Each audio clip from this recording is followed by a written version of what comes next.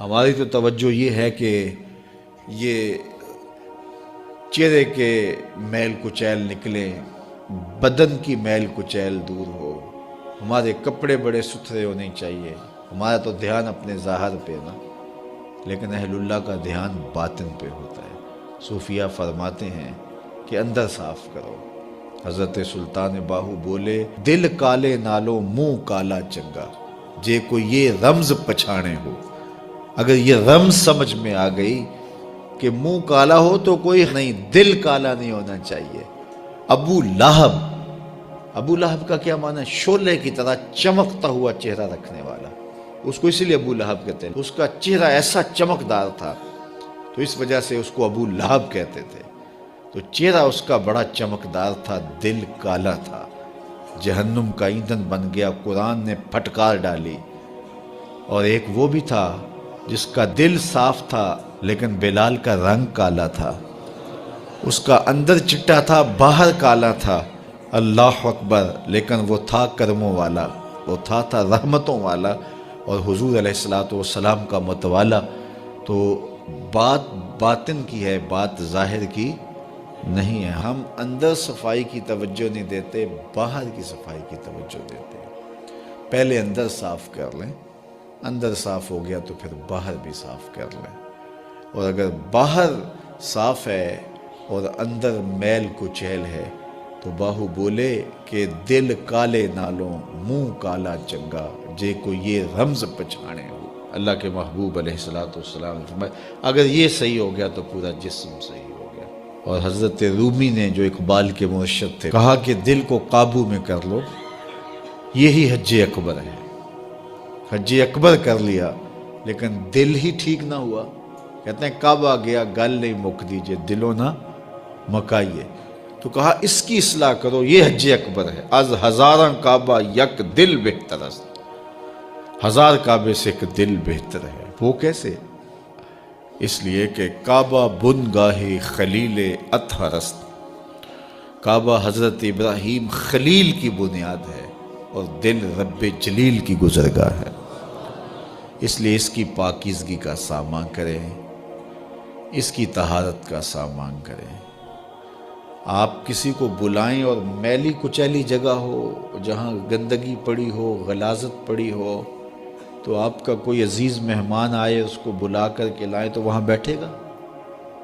جس کمرے میں آپ اس کو بٹھانا چاہیں اس میں تعفن ہو، اس میں بدبو ہو، اس میں غلاظت کے جگہ جگہ ڈھیر پڑے ہوئے ہوں، تو آپ اپنے مہمان کی نفاست طبع کو اگر جانتے ہیں تو کبھی بلائیں گے نہیں جب تک اس کو پہلے صاف نہیں کر لیں گے۔ کئی لوگ کہتے ہیں جی ہمارا جی چاہتا ہے کہ آپ کو بلائیں لیکن ابھی ہماری گلی بہت گندی ہے، ہمارے گھر میں ابھی کام ہو رہا ہے، جب کام ہو جائے گا تو پھر ہم آپ کو بلائیں گے۔ ہم شادی اس لیے لیٹ کر رہے ہیں کہ مہمانوں نے آنا ہے تو ابھی ہمارے مسئلے چل رہے ہیں۔ یہ کئی لوگ بائی پاس کی وجہ سے شادیاں روکے ہوئے تھے کہ وہ کہتے تھے وہ راستہ نہیں ہے۔ تو آپ کسی مہمان کو بلاتے ہیں تو اس کے لیے اچھی جگہ کا ارینج کرتے ہیں، اور اگر وہاں ڈھیر گندگی اور غلاظت کے پڑے ہوں تو مہمان کو آپ بھی نہیں بلاتے، اور اگر آپ یہ غلطی کر بھی لیں گے تو مہمان آپ کے بارے میں کیا رائے قائم کرے گا، اور وہ ناراض ہو کے چلا جائے گا کہ آپ کتنے بدتمیز ہیں کہ آپ نے مجھے بلایا اور گھر میں غلاظت کے ڈھیر پڑے ہوئے ہیں۔ اللہ اکبر! لیکن اگر آپ گھر کو مصفح کرتے ہیں، مزکہ کرتے ہیں، صاف کرتے ہیں، ستھرا کرتے ہیں، قالین بچھاتے ہیں، عطر چھڑکتے ہیں، تو پھر آپ کہتے ہیں جناب اب تو آئیے نا، اب ماحول میں خوشبوئیں پھیلی ہوئی ہیں۔ تو اگر دل میں حسد ہے، حقد ہے، بغض ہے، کینے ہیں، نفرتیں ہیں، یہ گندگی اور غلاظتوں کے ڈھیر لگے ہیں، اور پھر یہ چاہیں کہ مالک کے پھیرے دل میں ہوں تو کیسے ہوں گے؟ وہ تمہارے دل میں، میرے دل میں آئے گا جب دل میں اتنی غلاظتیں پڑی ہوں گی؟ نہیں، یہ سارے ڈھیر اٹھائیں، دل کو مزکہ کریں، مصفح کریں، پھر اشکوں کا چھڑکاؤ کریں۔ اللہ اکبر! پھر پیار کے مخملی قالین ڈالیں، اللہ اکبر! الفتوں کے گاؤ تکیے لگائیں، اور پھر آواز دیں، ہر تمنا دل سے رخصت ہو گئی، اب تو آجا، اب تو خلوت ہو گئی۔ پھر محبوب کو بلائیے تو پھر دیکھیے کہ محبوب جلوہ فراز ہوتا ہے کہ نہیں ہوتا ہے۔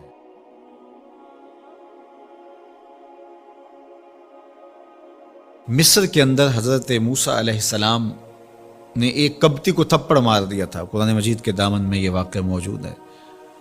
تو آپ کی جلالت اور آپ کے زور کی تاب نہ لاتے ہوئے وہ وہیں ڈھیر ہو گیا اور اس کی موت واقع ہو گئی۔ تو مصر کے حالات کشیدہ ہو گئے اور حضرت موسیٰ علیہ السلام کو مصر چھوڑنا پڑا۔ تو وہ شہر مدین کی جانب جا رہے تھے کہ راستے کے اندر ایک کنواں تھا، وہاں کچھ لوگ اپنے جانوروں کو پانی پلا رہے تھے۔ تو حضرت موسیٰ نے دیکھا کہ دو پردہ دار خواتین ہیں، وہ اپنے جانوروں کو ایک سمت لیے کھڑی ہیں۔ سمجھ گئے کہ مردوں کے ہجوم میں آنا نہیں چاہ رہی، ان کا حیا مانے ہے، تو آگے بڑھے اور ان کے جانور ہانکے اور ان کو سیراب کیا اور پھر ان کی جانب ہانک دیے۔ وہ واپس گئیں اور اپنے والد بزرگوار سے کہا کہ ایک سال نوجوان جس کی آنکھوں میں شرم و حیا تھا، اس نے ہمارے ساتھ یہ مہربانی کی۔ تو ان کے والد گرامی نے کہا کہ جاؤ اس کو بلا کے لاؤ۔ قرآن مجید میں اس کا ذکر کیا گیا، فجاءتہ احداہما تمشی علی استحیاء، ان میں سے ایک خاتون حیا میں سمٹی ہوئی حاضر ہوئی۔ اس نے کہا کہ ہمارے والد گرامی آپ کو بلاتے ہیں، آپ نے ہمارے ساتھ جو مہربانی کی ہے اس کا وہ اجر دینا چاہتے ہیں۔ تو حضرت موسیٰ علیہ السلام ان کے ساتھ چلے گئے، اور جب گئے تو یہ گھر تھا حضرت شعیب علیہ السلام کا، اور یہ صاحبزادیاں حضرت شعیب علیہ السلام کی تھیں۔ تو اس خاتون کا شرم و حیا کے ماحول میں حضرت موسیٰ علیہ السلام کو یہ کہنا اور چل کے اس انداز سے آنا، قرآن نے اس کی حکایت بیان کی ہے۔ تو خدا کو پسند ہے کوئی خاتون حیا کے ماحول میں آئے تو اللہ اس کی آمد کو اور اس کے آنے کو قرآن کا عنوان بنا دیتا ہے اور قرآن کی حکایت بنا دیتا ہے کہ جو خاتون حیا کے جوہر کی مالکہ ہو وہ اللہ کو کتنی اچھی لگتی ہے۔ اللہ اکبر۔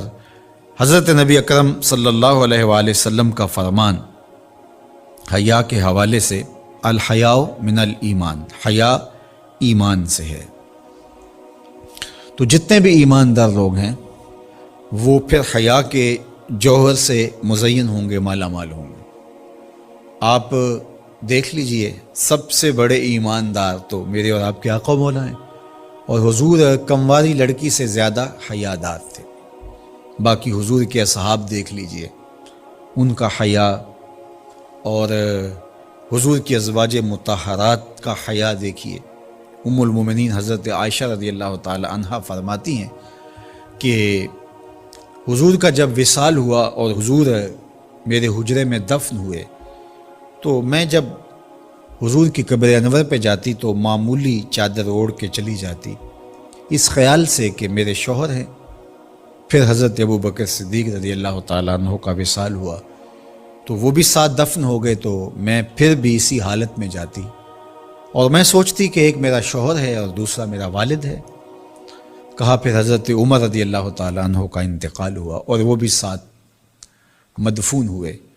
تو حضرت ام المومنین فرماتی ہیں کہ اب جب میں جاتی تو میرا جانے کا انداز مختلف تھا۔ فواللہ ما دخلت الا وانا مشدودۃ علی ثیابی حیاء من عمر۔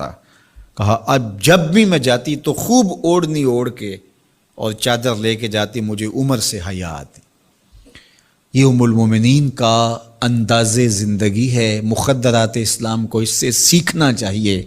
جو قبر میں دفن ہیں ان سے بھی یہ حیا کریں، جو مومنوں کی ماں بھی لگتی ہیں۔ اور آج یہ دلائل دیے جائیں کہ پردہ تو جناب دل کا ہوتا ہے، چہرے کا پردہ تو نہیں ہے۔ باقی کسی کو اپنی آنکھ میں شرم پیدا کرنی چاہیے۔ عورت کو کیا ضرورت ہے کہ وہ اپنے آپ کو ڈھانپ کے رکھے۔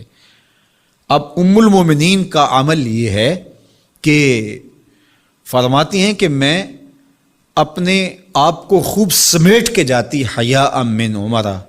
عمر قبر میں ہیں لیکن ام المومنین فرماتی ہیں مجھے پھر بھی حیا آتی۔ اور حضرت سیدہ طیبہ طاہرہ حضرت فاطمہ زہرا رضی اللہ تعالی عنہا نے کہا کہ عورت کے لیے بہترین پردہ یہ ہے کہ اس کو کوئی غیر مرد نہ دیکھے اور وہ غیر مرد کو نہ دیکھے. تو جب